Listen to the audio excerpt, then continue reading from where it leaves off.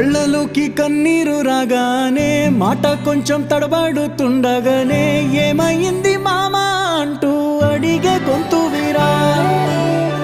నీతో ఉంటే నవ్వుతూ ఉంటారా, నువ్వుంటేనే మనమని అంటామురా.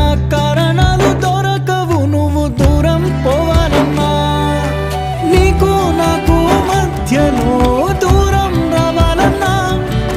వద్దు అంటూ ఆ క్షణాన్ని ఏడుస్తూ ఆపనా. గమ్యం చేరే పయనాన్ని స్నేహం ఆపుతుందా.